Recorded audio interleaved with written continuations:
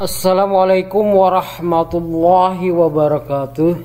Selamat pagi peserta didik kelas 8 yang Bapak banggakan.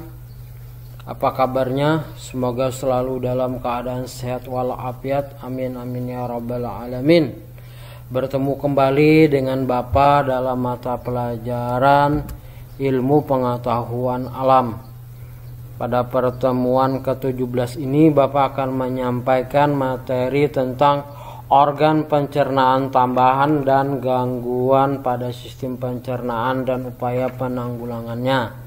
Sebelum kita memulai pembelajaran kali ini, kita buka dulu bersama-sama dengan membaca basmalah. Bismillahirrahmanirrahim. Tujuan pembelajaran kali ini adalah yang pertama, peserta didik diharapkan mampu mengidentifikasi organ pencernaan tambahan. Yang kedua, peserta didik diharapkan mampu menganalisis gangguan pada sistem pencernaan dan upaya untuk mencegah atau menanggulanginya. Kita langsung ke materinya. Organ pencernaan tambahan. Organ pencernaan tambahan berupa kelenjar pencernaan yang menghasilkan beberapa jenis enzim atau cairan yang berfungsi dalam proses pencernaan kimiawi. Nanti lebih jelasnya pencernaan kimiawi. Ada dua organ pencernaan tambahan, yaitu sebagai berikut. Perhatikan anak-anakku. Yang pertama adalah hati. Hati merupakan kelenjar terbesar dalam tubuh. Sel-sel hati menghasilkan getah empedu yang mengandung kolesterol, asam kolik, garam empedu, lecitin, bilirubin, dan elektrolit. Getah empedu disimpan dalam kantong empedu yang terdapat di bawah hati. Getah empedu berwarna kuning kehijauan karena mengandung bilirubin. Bilirubin merupakan pigmen yang terbentuk dari pemecahan hemoglobin, zat warna darah merah. Getah empedu akan dikeluarkan ke usus 12 jari yang berperan dalam mengemulsikan lemak atau memecah lemak menjadi butiran-butiran lebih halus sehingga mudah dicerna oleh enzim lipase. Nah, ini hati, lebih jelasnya bisa dilihat bagian-bagian hati, gambar hati pada gambar di samping. Kemudian yang kedua adalah pankreas. Getah pankreas. Pankreas merupakan kelenjar berwarna keputihan yang berhubungan erat dengan usus 12 jari. Sel-sel kelenjar dalam pankreas menghasilkan getah pankreas yang berperan dalam proses pencernaan makanan. Getah pankreas mengandung zat-zat seperti berikut. Yang pertama, natrium bikarbonat berfungsi untuk menetralkan keasaman isi usus dengan menaikkan pH-nya menjadi 7,1 menjadi 8,5. Yang kedua, ada enzim amilase berfungsi merombak amilem atau zat tepung atau karbohidrat menjadi maltosa dan glukosa. Yang ketiga, ada enzim tripsin berfungsi memecah molekul protein menjadi asam amino. Yang keempat, enzim lipase berfungsi memecah lemak menjadi asam lemak dan gliserol. Semuanya berada di dalam pankreas. Bisa dilihat pada gambar di samping. Kemudian proses pencernaan makanan.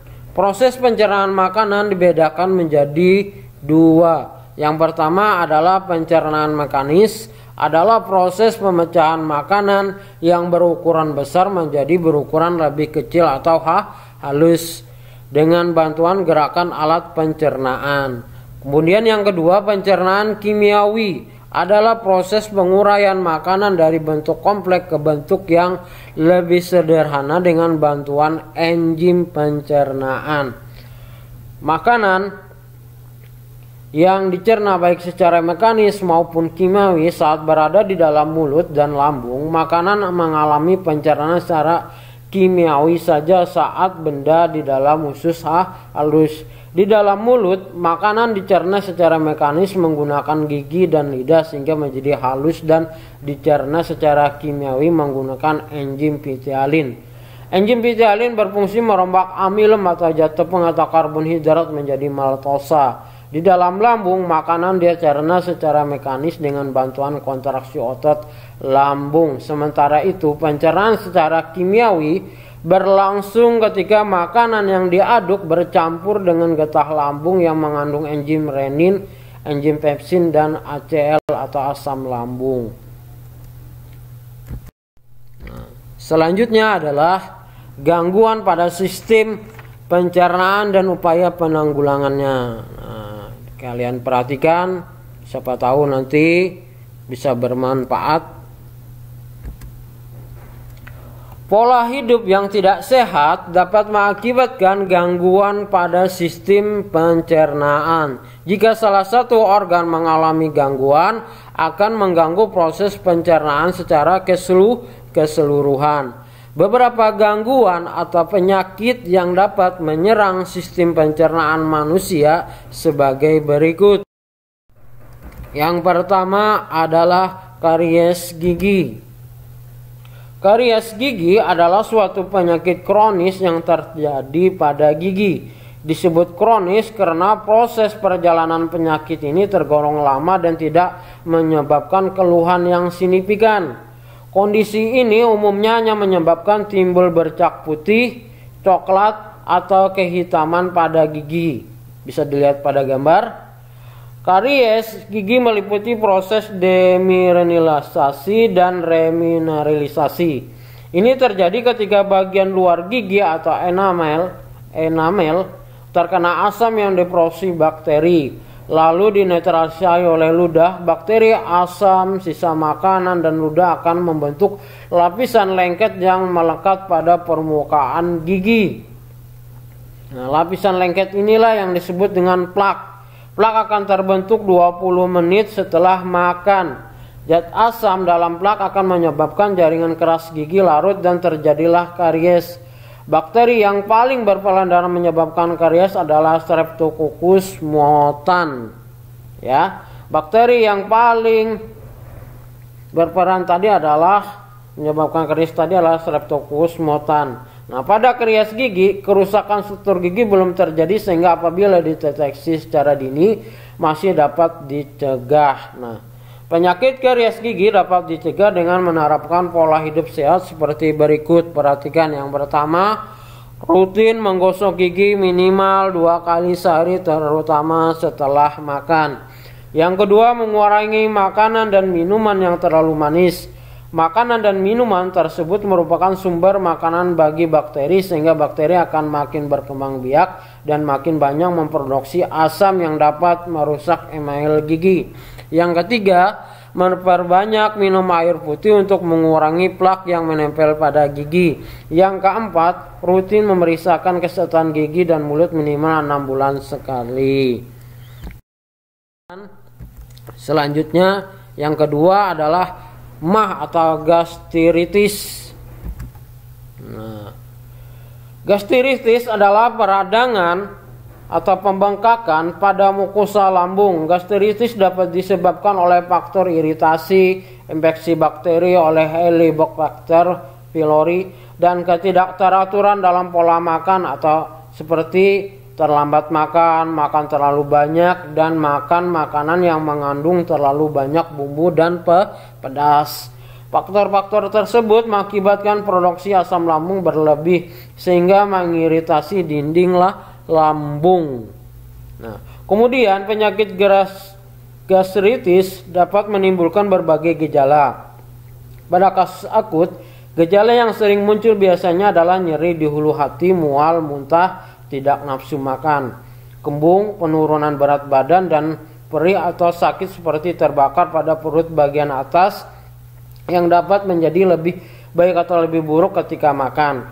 Adapun pada kasus yang kronis biasanya tanpa gejala, kalaupun ada hanya sakit yang ringan pada perut bagian atas dan terasa penuh atau tidak selera makan.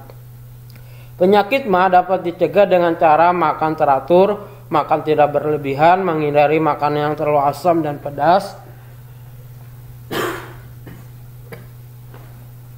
mencuci tangan sebelum makan, dan menghindari stres. Penyakit mah yang dipicu infeksi bakteri Helicobacter pylori dapat diobati dengan antibiotik sesuai resep dokter.